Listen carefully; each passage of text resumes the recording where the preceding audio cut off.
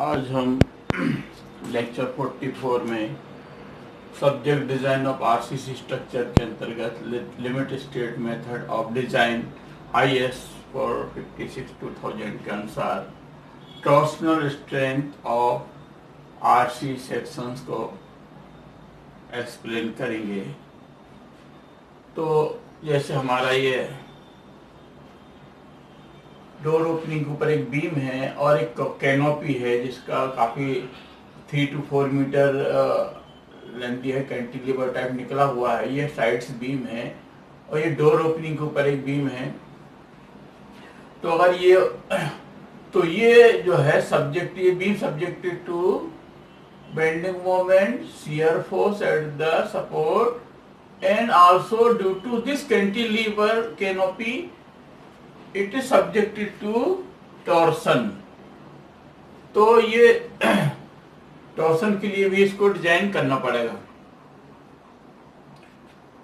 Otherwise simply supported beam और shear force bending moment के design कर लेते, लेकिन ये चूंकि इसमें काफी ये निकला हुआ है, प्रोजेक्शन काफी है, और इसके साथ ही इस बीम साथ में ये बीम भी जो है, साइड बीम जो है, ये भी टॉर्सन सब्जेक्टेड टू टॉर्सन। क्यों है?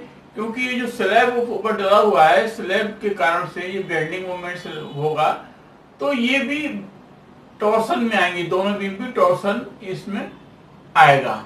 इसी प्रकार से ये भी ये बीम है, अगर सिंपली छज्जा निकला हुआ है, काफी लंबा है, तो ये भी ये ऊपर से लोड जो आएगा इस प्रकार से अगर ये लोड आएगा यहाँ पे ये, तो ये भी टॉर्सन इस बीम में क्रिएट करेगा। और सिर्फ थर्ड केस में जो है हम overhead water tank, inch tank है, जिसमें कॉलम के ऊपर जो सर्कुलर रिंग बनी रहती है, सर्कुलर रिंग बीम बनी रहती है, वो भी ये जो लोड ऊपर से आते हैं, वर्टिकल वॉल और वाटर टैंक, स्लोपिंग वॉल और ओवरहेड जो है कवर जो रहता है वाटर टैंक के ऊपर, वो वाटर प्रेशर वगैरह के कारण से ये जो रिंग बीम रहती है कॉलम के ऊपर, उसमें भी टॉर्सनल फोर्स आता है। ये काफी हैवी होता है, इसको डिजाइन करना चाहिए, इसको सिंपली सपोर्टेड या शियर फोर्स के लिए केवल डिजाइन नहीं करना चाहिए, बल्कि ये RC beam subjected to torsion, bending moment and shear force. तो इसमें लॉन्गिट्यूडनल मोमेंट के एनफोर्समेंट के लिए आई स्कोर 456 2000 ने अपने क्लॉज 41 में ये फॉर्मूले को सजेस्ट किए हैं। तो इसमें लॉन्गिट्यूडनल रिइंफोर्समेंट के लिए इक्विवेलेंट अल्टीमेट मोमेंट जो है लॉन्गिट्यूडनल के लिए ME1 यानी equivalent ultimate moment equal to actual ultimate moment यानी MU plus torsional moment MT, ये फॉर्मूला उन्होंने सजेस्ट किया है। तो ME1 equal to MU plus MT। अब MT जो है टॉर्सनल मोमेंट जो है इक्वल टू होता है TU under bracket 1 plus capital D upon B whole upon 1.7। तो कैपिटल TU क्या है? अल्टीमेट टॉर्सन है, D overall depth of the beam है, B equal to width of the beam. तो ये formula, if MT is greater than MU, then use longitudinal reinforcement on the flexural compression face में। अगर ये torsional moment ज्यादा है actual moment से, actual ultimate moment से, तो ये जो है इसमें ये कि हमको टॉप पर जो है फ्लेक्सुरल कंप्रेशन फेस पर हमको लॉन्ग रिइंफोर्समेंट देना चाहिए, such that ME2 equal to MT minus MU, यानी ME2 जो है ये भी अनदर इक्विवेलेंट अल्टीमेट मोमेंट है। ये ME2 acting in opposite sense to the moment MU।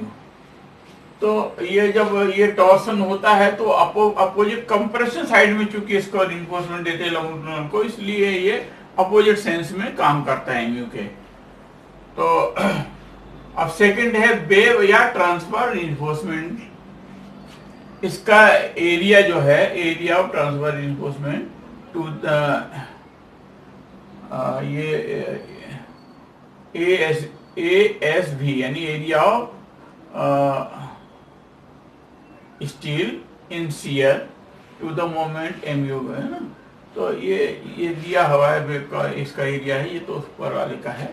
The equivalent ultimate shear equal to VE equal to VU plus 1.6 TU upon V। हम पहले बता चुके किसको क्या बोलते हैं। ये इक्विवेलेंट अल्टीमेट शियर है और ये VU क्या है, VU है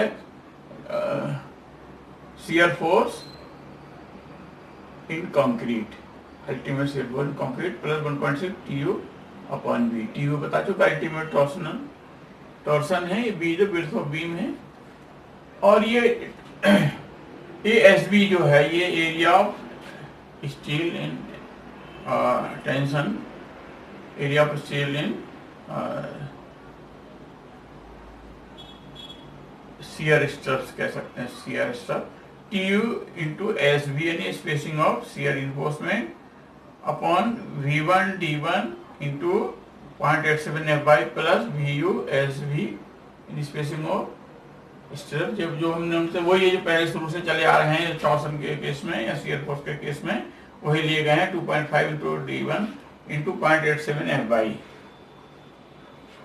तो इसमें टोटल ASB इज ग्रेटर और इक्वल, ये जो है ज्यादा होना चाहिए किससे, tau E minus tau C, यानी टॉर्सन इक्विवेलेंट टॉर्सनल ये है tau E equal to tau E equivalent ultimate shear stress किसमें लोड थे VE अपॉन VD। और टाउ C जो है दिया है design shear strength of the concrete, ये दिया है, ये एजुअल पहले हम बता चुके हैं सेम। और B12 विड्थ ऑफ बीम और SB spacing of steels upon 0.87 FY यानी ये correct shear strength, correct strength of the tensile strength of the steel है। और ये B1 क्या है, centre to centre distance between corner bars in the direction of width. D1 क्या, centre to distance between corner bars in the direction of depth. ये B1 है in the direction of width है और D1 है ये distance between centre to distance between direction of depth है। तो ये हमारा ये फॉर्मूले इस कोड में दिए हुए हैं, जिसको हमको कैसे यूज करना है, इसको हम कुछ एक्सरसाइज लेके आपको उसको सॉल्व करके बताएंगे। तो ये क्लियर होगा कि फार्मूले किस प्रकार से यूज होंगे जब आरसी बीम को RC beam subject to torsion, bending moment and shear force. तो आपको ये IS कोड 450-2000 को क्लॉज 41 को आप रिफर कर सकते हैं। तो आपको ये लेक्चर जरूर क्लियर लगा होगा, पसंद आया होगा। तो इसको लाइक करें, चैनल को सब्सक्राइब करें, बेल बटन को प्रेस करें ताकि जो भी वीडियो हम डालें तत्काल आपको जानकारी मिले। और स्टूडेंट को जरूर शेयर करें ताकि उनको इसका लाभ मिले। Okay, thanks.